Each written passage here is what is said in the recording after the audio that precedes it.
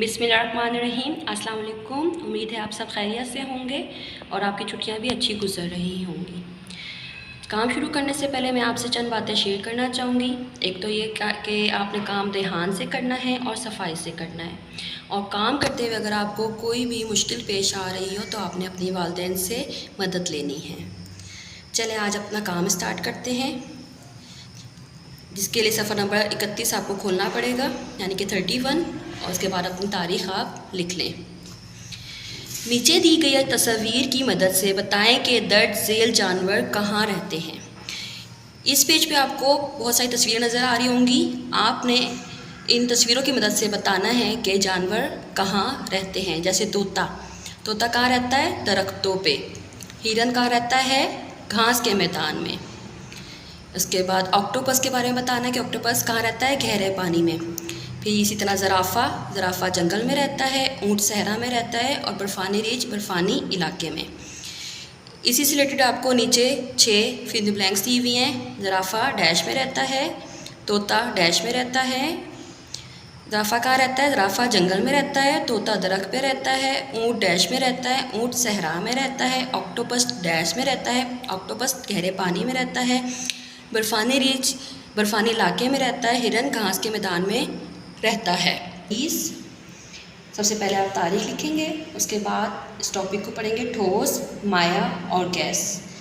ठोस अशिया वो अशिया होती हैं जो मखसूस शक्ल होती है, जैसे कि मेज़, कुर्सी, ईंट, और इसका कोई मखसूस वज़न भी होता है।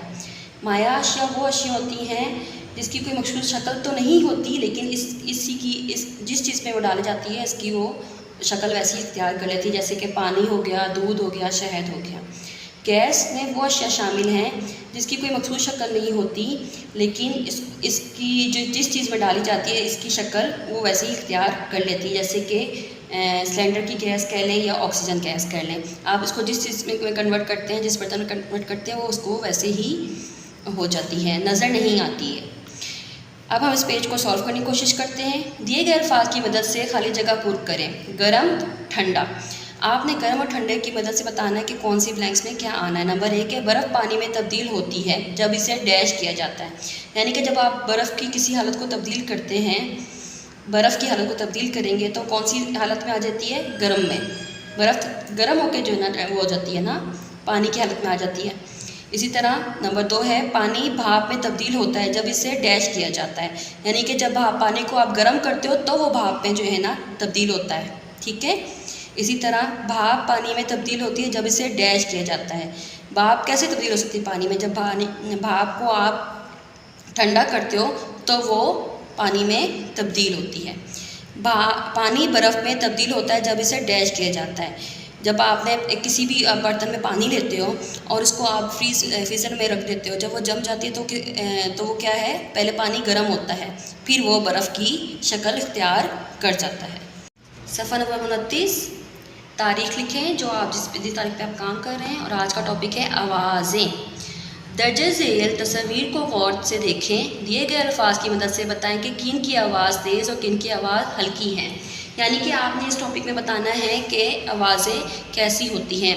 आवाज़ें 2 तरह की होती हैं, एक हल्की आवाज़ और एक तेज़ आवाज़। अब आपने इस पेज पे देखा होगा कि बहुत सारी तस्वीरें दी गई हैं। आपने इन तस्वीरों की मदद से बताना है कि किस चीज़ की आवाज़ तेज़ है और किस चीज़ की आवाज़ हल्की है। ड्रम की शक्ल है, नज़र आ रही होगी आपको। आपने बताना है ड्रम की आवाज़ कैसी होती है। जब ड्रम बजता है दूर तक आवाज़ आती है ना, तो उसका मतलब है ड्रम की आवाज़ तेज़ होती है। यहाँ आप जो आपको लाइन दी गई है इसमें आप लिखेंगे तेज़ आवाज़। इसी तरह अगली से तस्वीर पे आते हैं। ये एक ऐसी धुएंदार तस्वीर है जो मतलब किसी चीज़ के बजने से धुआं उठता है, जैसा कि धमाके की आवाज़ होती है। जब आप धमाके की आवाज़ सुनते तो दूर तक जाती है ना, तो धमाके की आवाज़ कौन सी हुई? तेज़ आवाज़। आप नीचे लाइन पे तेज़ आवाज़ लिखेंगे। उसके बाद तीसरी तस्वीर पे आए जो कि एक मक्खी की है। जब मक्खी बोलती है या बिनबिनाती है तो उसकी आवाज़ कैसी होती है? हाँ जी, हल्की आवाज़। इसी तरह आप हल्की आवाज़ लिख लेंगे। फिर पंखे की आवाज़ आपने जज करनी है, पंखे की आवाज़ कैसी होती है? हल्की या तेज़? जी बिल्कुल हल्की आवाज़। इसके बाद आप अगली तस्वीर पे आए जो कि कप की और एक चमचे की है। जब आप कप के अंदर या चाय वगैरह के अंदर चीनी डाल उसको चमचे की मदद से हिलाते हैं तो उसकी आवाज़ कैसी आती है? हल्की या तेज़? आपने जज करना है और इस लाइन के मुताबिक लिख देना है। जी इसकी आवाज़ हल्की आती है।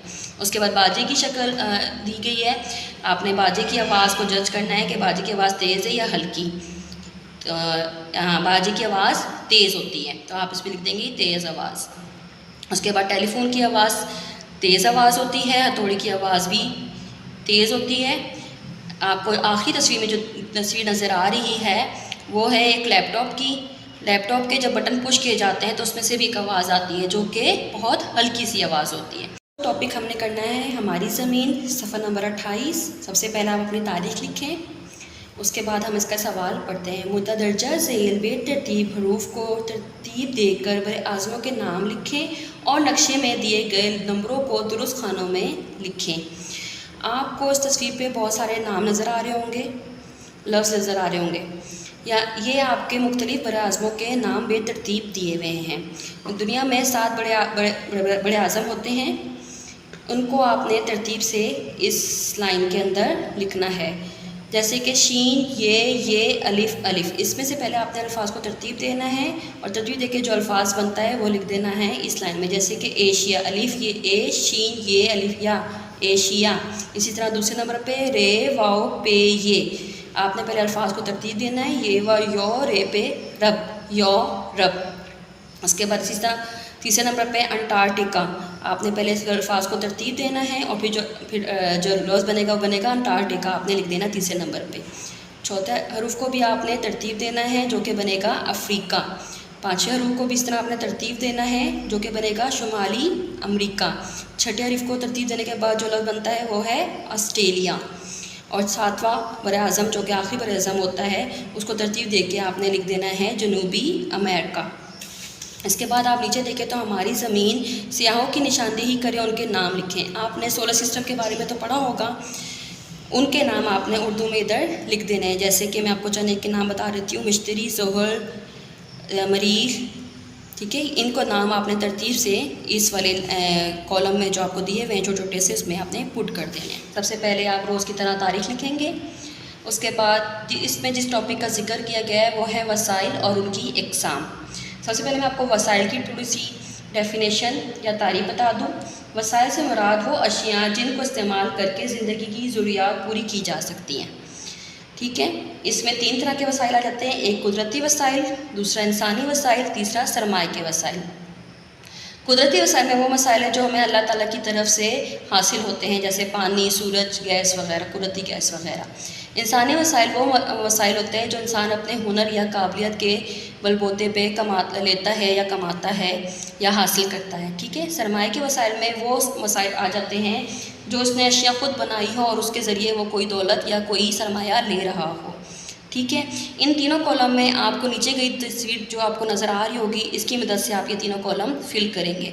जैसे कुदरती वसाइल में आप ढूंढें कौन कौन से, मैंने आपको बताए थे। कुदरती वसाइल में वो है जो इंसान को अल्लाह की तरफ से हासिल होते हैं, जैसे फूल हो गया है, पौधे हो गए, पानी हो गया, सूरज हो गया। तो यहाँ से आपने देख के आपने इन कॉलम में पुट करने वर्ड। एक तो मैं आपको फिल करवा रही हूँ, पानी, सूरज, फूल। उसके बाद इंसानी वसाइल में आप नीचे देखें, आपको तस्वीर नज़र आया होगा, स्थानी, बावर्ची, साइंसदान। ये कौन से वसाइल हैं? इंसान जो अपनी ज़रूरत के लिए एक महारत या हुनर के बलबूते पे जो कमाता है या लेता है, वो इंसानी वसाइल में आ जाता है। इसी तरह आपने तीसरे कॉलम में आना है सरमाए के वसाइल, जैसे कि हथौड़ी, वैगन, पेंसिल, ये सब किस्में हैं सरमाए के वसाइल। इनकी मदद से इंसान सरमाया कमाकर अपनी ज़रूरत को या ज़िंदगी की ज़रूरत को पूरा करता है। आपने इसमें एक और छोटा सा काम ये करना है एक्टिविटी का कि ये तमाम तस्वीरें काट कर किसी और जगह से, इस पेज से नहीं, अलग से जो है तस्वीरें लेके चिपकानी हैं इन सब के आगे। कुदरती वसाइल के आगे जैसे आपने पानी की तस्वीर लगा दी, इंसानी वसाइल के आगे जैसे डॉक्टर की लगा दी, और सरमाए के वसाइल के आगे आपने कोई भी हथौड़ी, वैन या कोई भी सरमाए के वसाइल जो आप तस्वीर आपको अच्छी लगती है आप वो लगा सकते हैं। वह सफ़ा नंबर 26।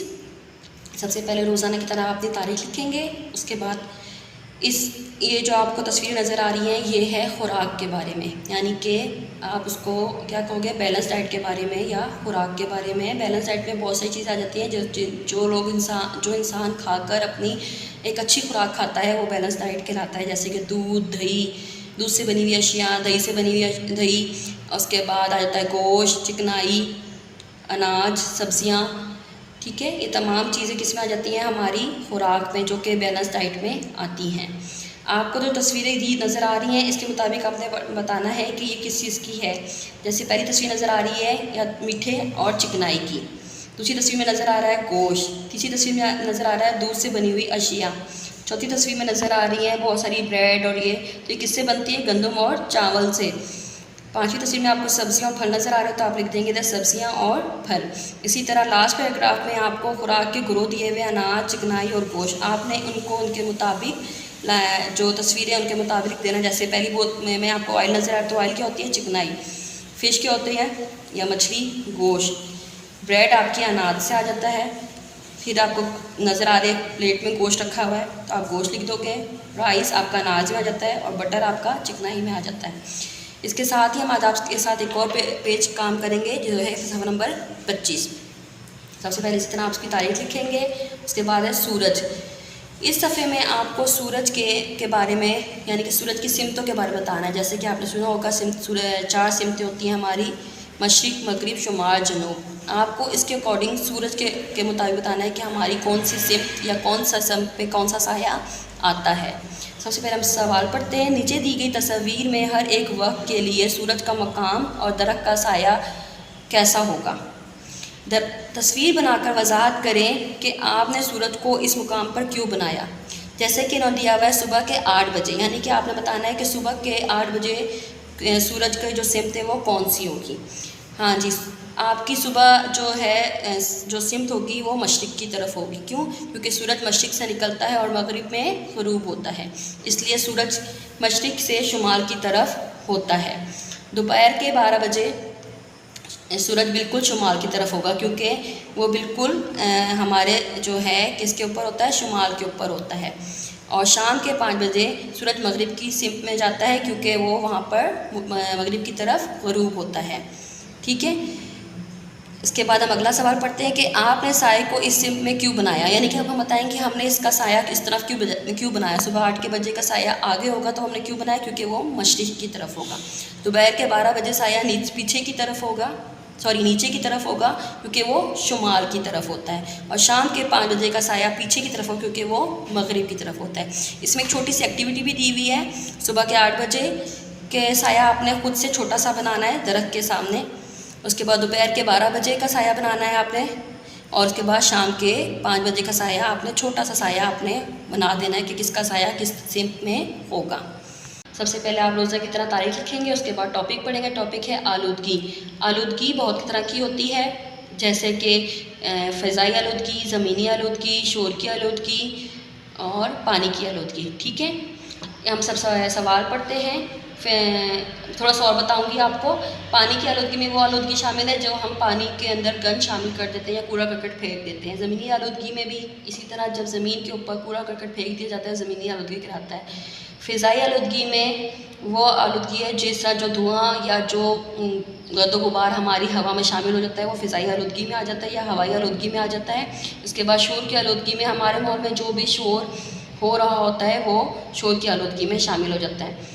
हम सवाल पढ़ते हैं। तस्वीर को आलूदगी की किस्म से मिलाएं। यहाँ पर आपको 2 कॉलम दिए हुए हैं। पहले नंबर कॉलम पे आपको बहुत सारी तस्वीरें दी हुई हैं और दूसरे कॉलम पे आपको उनके नाम दिए हुए हैं। आपने करना क्या है, इन तस्वीर को उनकी आलूदगी के मुतालिक मैच कर देना है उनसे। पहली तस्वीर है, आप देख रहे होंगे 2 बंदे न खड़े हुए हैं और जो है ना वैन है, उनके आसपास बहुत शोर है। तो कौन सी आलूदगी हो सकती है, शोर की आलूदगी। दूसरी तस्वीर में पानी नज़र आ रहा है, पानी की आलूदगी के साथ मैच कर देंगे। तीसरी तस्वीर में आपको धुआं नज़र आ रहा है, तो ये कौन सी आलूदगी हो सकती है, हवाई आलूदगी या फ़िज़ाई आलूदगी। चौथी तस्वीर में ज़मीन पे आपको बहुत सारा कूड़ा करकट नज़र आ रहा है, तो ये कौन सी आलूदगी है, ज़मीनी आलूदगी। करेंगे, सबसे पहले आप तारीख मेंशन करें, उसके बाद लिखें हमारे हीरोज़। कायद-ए-आज़म और इल्हामा इकबाल के मज़ारात की पहचान करें और इनकी तारीख़ वफ़ात खाली जगह में दर्ज करें। यहाँ पे आपने कायद-ए-आज़म और इल्हामा इकबाल की तस्वीर के साथ उनके मज़ारात और उनकी तारीख़ पैदाइश और तारीख़ वफ़ात लिखनी है। यहाँ पे कोई सी भी कायद-ए-आज़म की तस्वीर, उनकी वज़ारात की और उनकी तारीख़ पैदाइश और वफ़ात की, इसी तरह इल्हामा इकबाल की तस्वीर, उनकी तारीख़ पैदाइश और वफ़ात। नीचे आपको कुछ जुमले दिए हुए हैं या दुरुस्त फ़िक्रात और सही फ़िक्रात दिए हुए हैं, आपने उन्हें बताना है कि इसमें से कौन सा दुरुस्त है और कौन सा गलत। दुरुस्त फ़िक्रात के सामने सही और गलत फ़िक्रात के सामने गलत लगाना है। नंबर 1, दुनिया के सबसे बड़ी एम्बुलेंस सर्विस का आगाज़ अब्दुल सत्तार ईदी ने किया, ठीक। जहांगीर खान 1952 में पैदा हुए, गलत। आरफा करीम ने 16 जनवरी 2012 में वफ़ात पाई, गलत। नंबर 4, इमरान खान ने पाकिस्तान का पहला कैंसर अस्पताल शौकत खाना 1991 में तामीर करवाया, गलत। 5वां, डॉक्टर अब्दुल सलाम ने पाकिस्तान के मशहूर माहिर तबियात थे, सही। 6, हीरोज़ अहम लोग हैं जो मुल्क की तरक्की में अहम किरदार अदा करते हैं, बिल्कुल ठीक। नंबर 7वां, कायद-ए-आज़म ने पाकिस्तान का तस्वुर पेश किया, गलत। 8वां, अल्लामा इकबाल पाकिस्तान के कौमी शायर हैं, ठीक। 9वां, पाकिस्तान 14 अगस्त 1947 को वर्ष से वजूद में आया, बिल्कुल ठीक। 10वां, शिकवा और जवाब शिकवा डॉक्टर अब्दुल सलाम की मशहूर तसानीफ हैं, गलत। नंबर 20 और 21, सबसे पहले हम इसी तरह तारीख लिखेंगे दोनों पेजों की, उसके बाद टॉपिक पढ़ेंगे। टॉपिक है इजादात और मौजिद। इजादात वो चीज़ें होती हैं जो इंसान खुद से वजूद में लेके आता है, पहले से वजूद में नहीं होती। और मौजिद वो होता है जो वो चीज़ बनाता है, कोई भी चीज़ बनाने वाले को मौजिद कहते हैं। जैसे इजादात में क्या आ जाएगा, कंप्यूटर। कंप्यूटर हमारी इजाद है और जिसने कंप्यूटर बनाया होगा वो क्या हो जाएगा, मौजिद, ठीक है। इसके बाद हम सवाल पढ़ते हैं। दर्ज झेल शोबों से मुतल्लिक कम से कम 2 इजादात के नाम लिखें और इसके इस्तेमाल के बारे में भी बताएं। आपको मुख्तलिफ़ किस्म के दर्ज शोबे दिए हुए हैं, आपने उनके नाम बताने। जैसे कि ज़राअत है, ज़राअत में क्या क्या आ सकता है, ट्यूबवेल, ट्रैक्टर, दीगर इजादात और ज़राअत में मदद मिलती है। ट्यूबवेल के ज़रिए हम खेतों में पानी दे सकते हैं, ट्रैक्टर के ज़रिए हम बीज बो सकते हैं या काट सकते हैं। इसी तरह खलाई रिसर्च क्या होती है, साइंस ने ऐसी मशीनरी ईजाद की है जिनके ज़रिए इंसान खला में पहुंचकर रिसर्च कर सकता है। यानी कि आपने सिर्फ ये बताना है कि खलाई रिसर्च क्या है, कि साइंस ने जो भी मशीनरी बनाई है, जब हम उसको में खला में पहुंचते हैं तो वहाँ पर होने वाली तब्दीली या जो भी इधर पेश आ रहा होता है उसको हम रिकॉर्ड कर सकते हैं। आमदोरफ़ हवाई जहाज़ और रेलगाड़ी के ज़रिए हम सफ़र को आसान और आमदेह बना सकते हैं। हमने आमदोरफ़ के बारे में बताना है कि आमदोरफ़ क्या है। जैसे कि हमारा कोई भी सफ़र करने के लिए जो चीज़ इस्तेमाल हो, जैसे हवाई जहाज़ इस्तेमाल होता है एक जगह से दूसरी जगह, ये हमारी आमदोरफ़ है। रेलगाड़ी हम एक जगह से दूसरी जगह हमारे सफ़र को आराम और आसान बनाती है। इसी तरह आगे चलते हैं जो कि है इलेक्ट्रॉनिक्स के ज़रिए हम अपने काम को बहुत थोड़े वक्त में अपना ज़्यादा सा काम कर सकते हैं। जैसे कि वाशिंग मशीन और फ्रिज हमारे काम को बहुत ज़्यादा आसान बनाता है और बहुत थोड़ा टाइम लेता है किसी भी काम को करने में। इसके बाद नेक्स्ट है मवासलात। इंटरनेट और मोबाइल फ़ोन की ईजाद से एक दूसरे को तस्वीर और वीडियो भी भेजी जा सकती है। मवासलात एक दूसरे को कोई पैगाम भेजना या एक चीज़ दूसरी चीज़ को ट्रांसफ़र करना मवासलात कहलाता है। जैसे कि इंटरनेट और मोबाइल फ़ोन की से हम क्या है, हम कोई फ़ोन के ज़रिए एक इजाद दूसरी इजाद को या एक तस्वीर दूसरी चीज़ को दूसरे बंदे को भेज सकते हैं। इसके बाद सफ़ा नंबर 20 पर आएंगे। इसमें है घर के काम। साइंसी इजाद ने घर के कामों का आसान बनाने के लिए पंखा, वाशिंग मशीन, फ्रिज, टीवी जैसी चीज़ ईजाद कर दी है। यानी कि घर के काम को आसान हम किस तरह बना सकते हैं। तो जब साइंस ने हमें बहुत सारी मशीनरी प्रोवाइड कर दी हैं या मुहैया कर दी हैं जिनके ज़रिए हम अपने काम को आसान बना सकते हैं, हमने उनके नाम इधर मेंशन करने हैं, ठीक है। उसके बाद आगे चलते हैं। साइंसी इजादात के माहौल पर मरतब होने वाले कोई से 5 असरात लिखें। आपने चंद असरात इधर लिखने हैं जो साइंस के ने बनाए हैं या ईजाद की हैं, जिससे हमारे माहौल पर असरात हो रहे हैं, चाहे मनफी हो रहे हैं या नेगेटिव हो रहे हैं या पॉजिटिव हो रहे हैं। तो मनफी असरात पहले हम देख लेंगे। गाड़ियों के धुआं की वजह से फ़िज़ा में आलूदगी में इजाफा हो रहा है। यानी कि जब गाड़ियों का धुआं उठता है तो उससे हमारा फ़िज़ा यानी कि हमारे हवा का जो माहौल है वो गंदा होता है। नंबर 2, मोबाइल फ़ोन की वजह से बच्चों और बड़ों की सेहत पर बुरे असरात मरतब होते हैं। मोबाइल फ़ोन जहाँ हमारे काम को आसान बनाता है, इसी तरह हमारे सेहत के ऊपर बहुत बुरे असरात मरतब करता है या असरअंदाज करता है, जिसकी वजह से हमारी सेहत ख़राब हो सकती है। इसी तरह आगे चलते हैं। साइंसी इजादत के कोई से 5 फ़वाइद। ऊपर आपने नुकसानात बताए हैं, नीचे आप फ़वाइद बता रहे हैं। टीवी की वजह से हम दुनिया भर की खबरें सुन और देख सकते हैं। यानी कि टीवी की ऐसी इजाद है जिसकी ज़रिए हम बहुत सारी खबरें दुनिया भर में होने वाले वाक़यात आराम से सुन भी सकते हैं और देख भी सकते हैं। ठीक है। इसके बाद इंटरनेट की वजह से हम पूरी दुनिया में कारोबार आसानी से कर सकते हैं। इंटरनेट एक ऐसी वाहिद इजाद है जो हम घर में बैठे बिठाए अपना कारोबार को वसी भी बना सकते हैं और आराम से कारोबार एक दूसरे के साथ कर भी सकते हैं।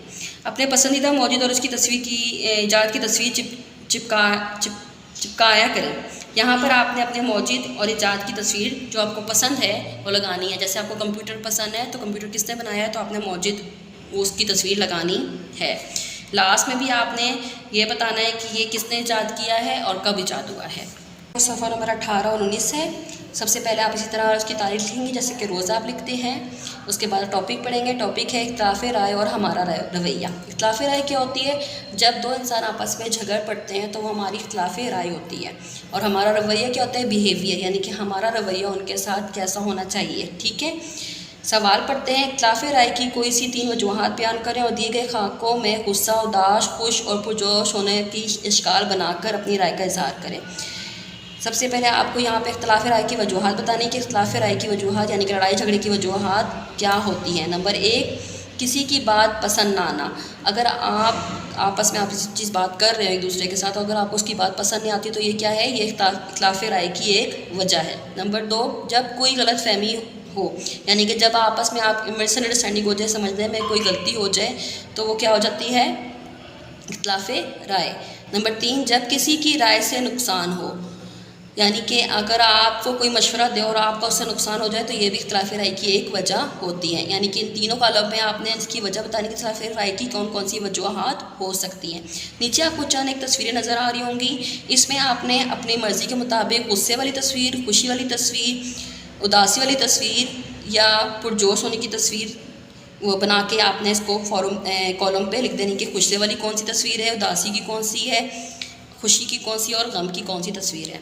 इसी तरह हम आखिरी पेज पे आ जाते हैं जो कि है, इस पर सबसे पहले आप तारीख लिखेंगे। उसके बाद टॉपिक पढ़ेंगे दुनिया को रहने के काबिल बनाना, कि दुनिया को हम अपने काबिल कैसे बना सकते हैं, यानी कि ये माहौल से रिलेटेड है कि हम अपने माहौल को कैसे साफ़ सुथरा रख सकते हैं। गंदा या साफ़ ये हमारे ऊपर होता है। जैसे जैसे हम अपने माहौल को साफ़ रखेंगे तो हमारा माहौल साफ़ रहेगा। अगर हम माहौल को गंदा रखेंगे तो हमारा माहौल गंदा रहेगा। या हम अपने इर्द गिर्द या अपने माहौल को कैसे कायम करना चाहते हैं, ये इससे रिलेटेड है। नीचे दी गई हर तस्वीर के मुताबिक 2 फ़िक्रा चुनकर लिखें। सबसे लास्ट में आपको नज़र आ रहे होंगे चंद एक फ़िक्रे, जिसमें है बूढ़ों की मदद करें, नरमी इख्तियार करें, ज़मीन का ख्याल रखें, ज़िम्मेदार बने, अपने इलाके को साफ़ सुथरा रखें, मिलजुल कर रहें। ये तमाम जुमले आपने इन तस्वीर के अकॉर्डिंग पुट कर देने हैं। जैसे कि पहली तस्वीर में नज़र आ रही है ज़मीन, तो आपने क्या लिख देना है? ज़मीन का ख्याल रखें। यहाँ से ढूंढकर आपने लिख देना है। दूसरी तस्वीर में नज़र आ रही है आपको 3 कार्टून जो कि हंस रहे हैं, यानी कि इससे क्या ज़ाहिर होता है कि मिलजुल कर रहें। तीसरी तस्वीर में नज़र आ रहा होगा कि एक बूढ़ा बंदा है और एक जवान बंदा उसकी मदद कर रहा है, तो उसमें आप क्या लिख सकते हैं? बूढ़ों की मदद करें। चौथी तस्वीर में नज़र आ रहा है कि 2 बच्चे आपस में आराम से बातचीत कर रहे हैं, तो उसमें आप क्या लिख सकते हैं? नरमी इख्तियार करें। 5वीं तस्वीर में ये तो आपको अक्सर और बेशतर पार्क वगैरह में नज़र आती होगी, जो कि क्या है? कूड़ेदान का इस्तेमाल करें या अपने इलाके को साफ़ रखें। ठीक है। आखिरी तस्वीर है कि इंसान को अपना काम बहुत एहतियात से, ज़िम्मेदारी से करना चाहिए, तो आप इसमें क्या लिख सकते हैं? ज़िम्मेदार बने। उम्मीद है आज का सारा काम आपको और पिछला सारा काम आपको इस तरीके से समझ में आ चुका होगा। आपसे सिर्फ ये गुजारिश है कि आप अपने तमाम सफ़े को ध्यान से देखें, समझें, पढ़ें और उसके बाद काम स्टार्ट करें। हर सफ़े पर उसकी तारीख मेंशन करें। अगर कोई काम करते हुए गलती पेश आ रही हो या मुश्किल पेश आ रही हो तो अपने वालिदैन की मदद हासिल करें और काम बहुत ध्यान और सफाई से करें। वीडियो का ख़त्म करने से पहले एक सुनहरी कॉल मैं आपसे शेयर करना चाहूँगी, जो कि अकल के बढ़ाने और तेज़ करने से पहले सबसे ज़्यादा मदद देने वाली चीज़ तालीम है। यानी कि अगर आपकी अकल को कोई चीज़ तेज़ करती है तो वो क्या है? तालीम। तालीम एक ऐसा हुनर है जिनको इंसान हासिल कर ले तो उसको कभी जंग नहीं लेता, वो सारी ज़िंदगी उसके काम आती है। बहुत शुक्रिया। उम्मीद है कि आप अपना बहुत ख्याल रखेंगे, अपने वालिदैन का ख्याल रखेंगे। अल्लाह हाफ़िज़।